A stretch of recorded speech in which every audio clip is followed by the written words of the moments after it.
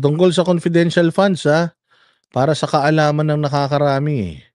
Ayan, pakinggan po ninyo ito, ilakihan natin para makita ninyo kasi ano lang 'to, Facebook lang ito, ayan, pakinggan natin para sa malaman ninyo, sa mga nag-aano diyan, yung mga tali-talinuhan diyan. Ito pakinggan ninyo, sasabihin ng COA chief.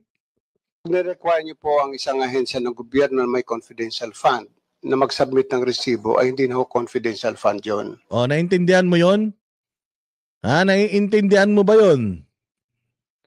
Naiintindihan mo ba na ang confidential funds, pag hiningan mo ng resibo, hindi na confidential yun?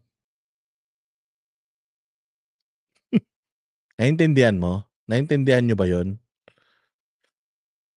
The confidential funds is not confidential anymore the moment na you scrutinize it. The reason why it's confidential, kasi confidential, parang sa hearing. Meron silang hearing na for public at meron silang executive session, which is sila-sila lang, executive. Tayo lang nakakalam kasi nga confidential yung information na ilalabas mo dun. Hindi mo pwedeng ilabas yung mga bagay na confidential. Bakit? Bibigyan kita ng isang example. Ibinayad ko tong pera na to sa safe house na to. Saan yung safe house na yan? Hindi na siya naging safe. Pag sinabi ko sa'yo, tama? Hindi na siya safe pag sinabi ko sa'yo kung saan yung safe house. Kaya nga siya naging safe house kasi kailangan hindi malaman kung nasan siya. Ngayon sasabihin mo sa akin, kailangan ko malaman kung nasa yung safe house na yan. Baka wala naman safe house dyan. Sinasabi nyo na may safe house para makapangulimbat kayo. Sinabi mo ngayon, sige, para hindi na natin pagtalunan, ito yung address ng safe house na yan. Question, safe pa ba yan? Hindi na yung safe house. House na lang yun, sabi ni Bright. Gets nyo na? Nai-gets nyo na? Kaya nga confidential eh.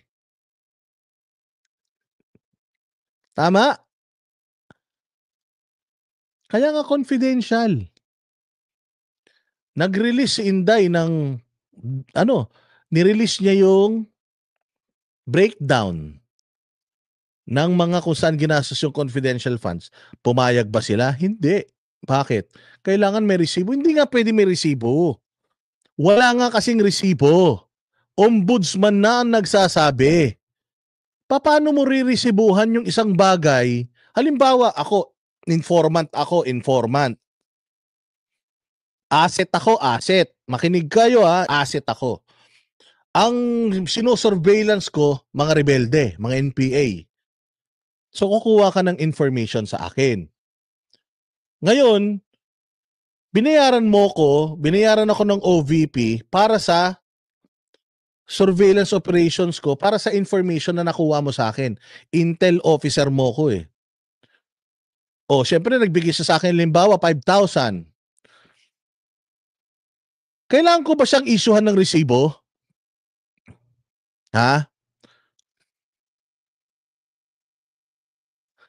Tama? Kaya ko, pwede ba ako mag-issue ng resibo na to the Office of the Vice President from Boss Dada TV, Intelligence Officer, 5,000 pesos. Bibigay ko? Di ba? Puta, ano yun? May business ako? Yung kailangan ko pa mag-issue ng resibo. Siyempre, services ko yung kinuha niya eh. May resibo ako, wala. Natural, wala. Bobo talagang putya. Gets mo?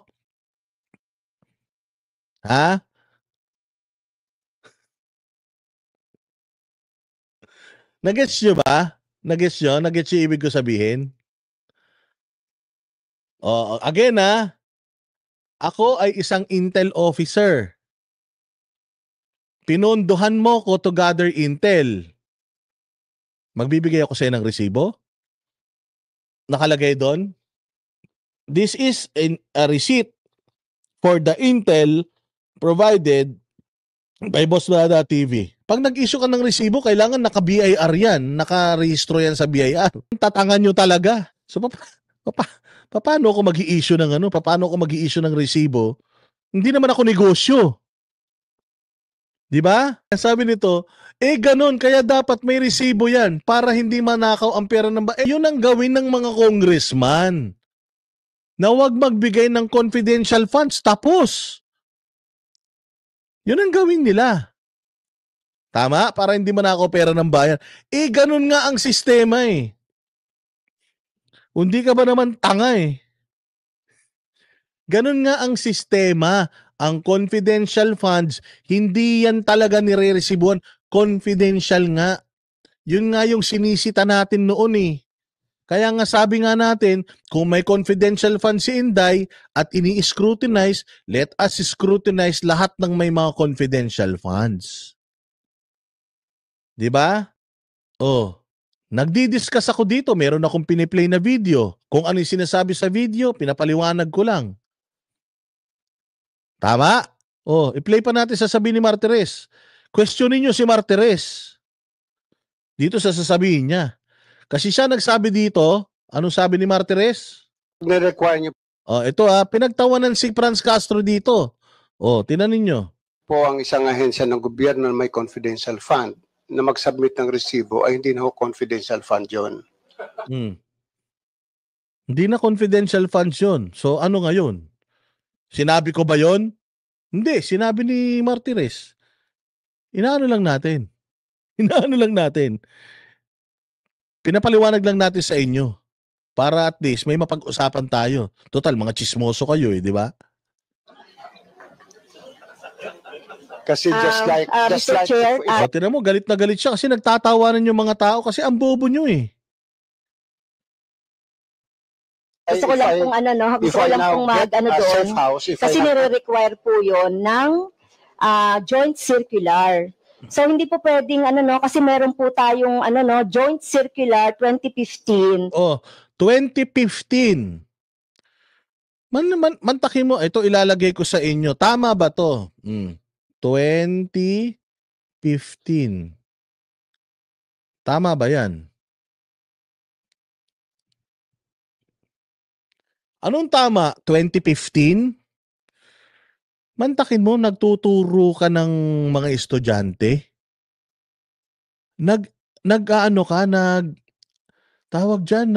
Sa site ka ng memorandum circular? Tapos, hindi ka marunong, 2015?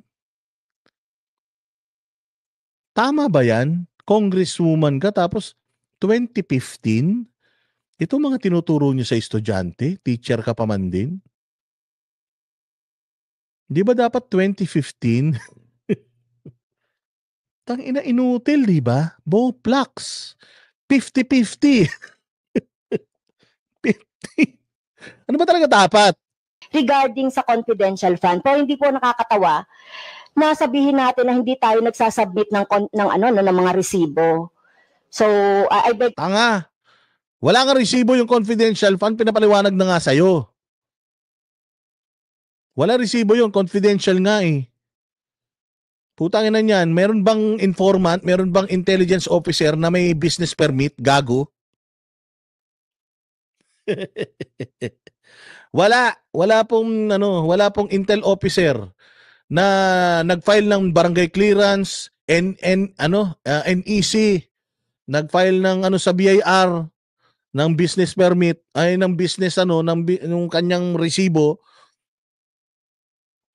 Wala pong ganun. So malabo. Kung ako si intelligence officer, hindi ako makapag-issue ng resibo dahil hindi ako business entity. Gunggong. To disagree po, kailangan din natin mag-follow po doon sa JC 2015. 2015 talaga? So gusto mo maniwala kami sa'yo na tama yung interpretasyon mo doon sa memorandum circular or joint circular? Kung yung pronunciation ng 2015 hindi mo magawa 2015? Ulpol? Pagpaon man.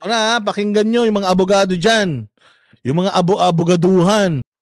Pakinggan nyo to sasabihin nito ni Martires. Po ninyo pero mula po na ako'y maging ombudsman, wala po nagsabi sa akin na mag-submit po kami ng resibo dahil paano ko po reresibuhan ang isang intelligence officer na sinuyo ko tingnan ang isang bagay o isang kaso.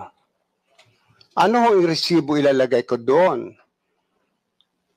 Paano ho ililiquidate sa akin ng intel officer? O, tama, di ba? Kaya nga paano niliquidate ni Inday yun sa COA?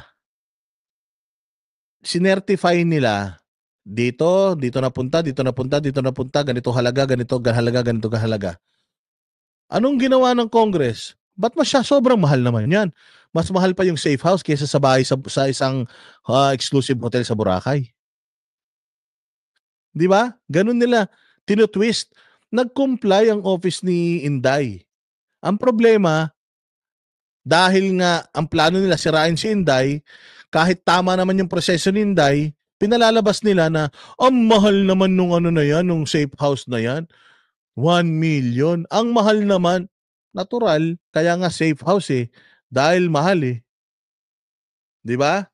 Sinasabi na nga ni Ombudsman Martires. If I get a safe house, magtataka pa ho kayo, ba't ako kumuha ng safe house? Baka naman yung safe house na tama, di ba? Ano sabi niya? Kumuha ako ng safe house. Tapos tatanungin mo sa akin kung saan yung safe house. Hindi na safe yun. Kasalanan ko ba? Sinabi ni Martires yan na pinuno ng ombudsman? Ano mas magaling pa kayo kay Martires? Ano sabi ng DOJ? Imbestigahan si Inday. Ano sabi ni Martires? Shut up. Iimbestigahan. Iimbestigahan ko kung kaya kung kailan kailangan imbestigahan, wag niyo akong pangunahan. Di ba?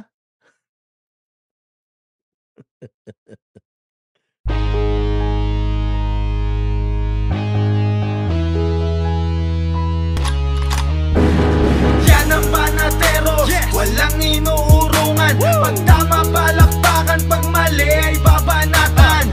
Yan ang Banateros, boses ng ordinaryong Pilipino.